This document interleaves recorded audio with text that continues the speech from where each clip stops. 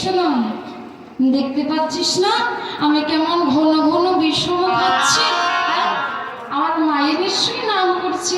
মায়ে যদি নাম না করে তাহলে আমি ঘন ঘন কেন বিষম খাবো? আচ্ছা বাবা, আমরা যখন যখন ঘন ঘন বিষম খাই তখন আমাদের কি মনে হয়? নিশ্চয়ই কেউ নাম করছে না। নাম না করলে তো ঘন ঘন বিষম খাওয়া যায় না। বলে শ্রীরাম, আমার আর কি নাম করবে বল? আজকে আমাদের এত যে বেলি অবসান হয়ে গেছে, এই গোষ্ঠী অনেক বেলি হয়ে গেছে, তাই আমার কি মনে হয় জানিস, আমার মা আমার ঘন ঘন নাম করেছে। বলে শ্রীরাম রে, আজ মাঠে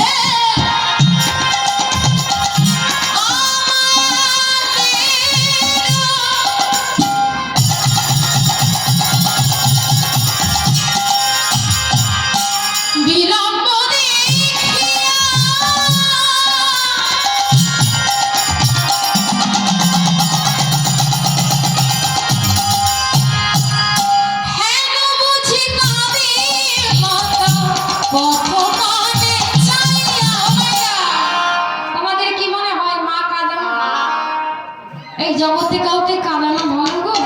হ্যাঁ, বলি মা কাঁদানো ভালো নয় ভাই, মা কাঁদানো ভালো নয় ভাই, বলি কাঁদালে যে কাঁদিতে হয়, মা কাঁদানো ভালো নয় ভাই। ও মায়েরা, এই জগতে কাঁদালে কাঁদতে হয় তো।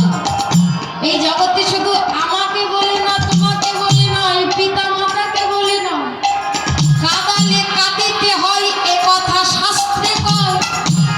আজকে তুমি যাকে কাঁদাচ্ছ, যাকে কষ্ট দিচ্ছ, মনে করছো তো বুঝি কেউ বুঝতে পারছে না আমি ওর কাছ থেকে সব কিছু ছিনিয়ে নিলাম, কেউ বুঝি আমাকে টের পেল না? কিন্তু না, সেই কান্নাটা তোমার 10 বছর বাদে হলেও পেতে হবে। তাই বলছে কাঁদালে যে কাঁদিতে হয়, এই কথা শাস্ত্রে কয়। কাঁদালে যে কাঁদিতে হয়, এই কথা শাস্ত্রে কয়। কাঁদালে যে কাঁদিতে হয়, এই কথা শাস্ত্রে কয়। বলি কাঁদালে যে কাঁদিতে হয়, কেন বুঝি কাঁদে কত কত কাঁদে চাইয়া, কেন বুঝি কত কাঁদে চাইয়া। শ্রীরাম, সুরাম রে, আমার কি মনে হয় জানিস ভাই, আমাদের আজকে এত বেলি দেখে আমায়রা সন্তান যদি একটু দেরি করে ঘরে ফিরে তাহলে তোমাদের কি হয়? মায়ের মন কি বলে? আজকালকার দিনে নাই ফোন হয়েছে, বারবার ফোন করে, হ্যাঁ খোকা কোথায়, সে কিছু বাড়ি আয়, আর যে ভালো লাগছে না, কত দূর, তাই না? আজকালকার দিনে নাই ফোন হয়েছে, তখনকার দিনে তো বাবার ফোন ছিল না, এত বৈজ্ঞানিক ব্যবস্থা ছিল না, ছিল কি?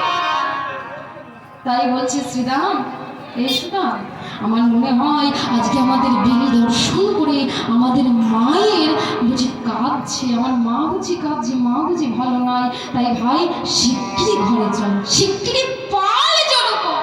সর্বনাশ, এ কি বলছে কানা? নবলক্ষ ধেনু বৎস একত্রিত করবো। ও মায়েরা, নবলক্ষ ধেনু বৎস একত্রিত করতে বলেছি, তাদের মন তো বিচলিত হয়েই করবে নাকি? আর এক পাশে দাঁড়ায় বলরাম দাস বলছে, বলরাম দাসে শুনি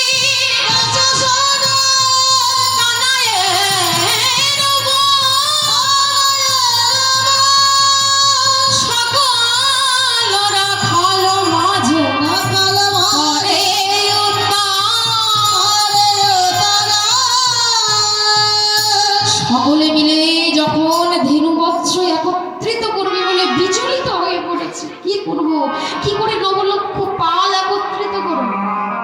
মায়েরা 9 লক্ষ ধেনু বৎস একত্রিত করা সম্ভব?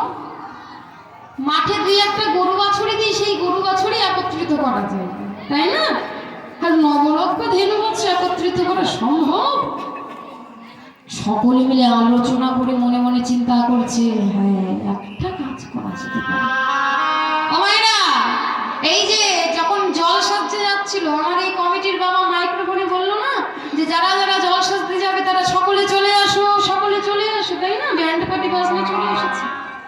আগেকার দিনে হলে তো আর হতো না, আগেকার দিনে হলে বাড়িতে বাড়িতে গিয়ে বলে আসতে হতো। আগে থাকতে বাড়িতে বলেছে, এখন মাইকে বলে রেখেছে, সকলের কানে পৌঁছে যাচ্ছে, তাই না? কানাই, একটা উপায়ে কিন্তু নবলক্ষ ধেনু একত্রিত করা যায়। কি উপায় বলতো? কি উপায়?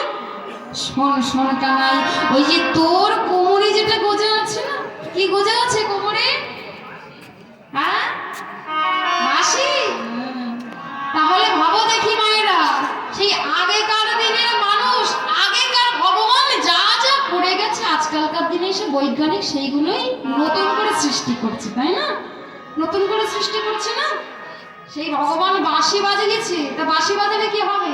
নবলক্ষ ধেনু আসবে, ফিরে আসবে, বাঁশির সুর পৌঁছাবে। কিভাবে বাঁশির সুর পৌঁছাবে? আচ্ছা দেখি কত জোরে পৌঁছায়, একটু উলুধ্বনি দাও দেখি।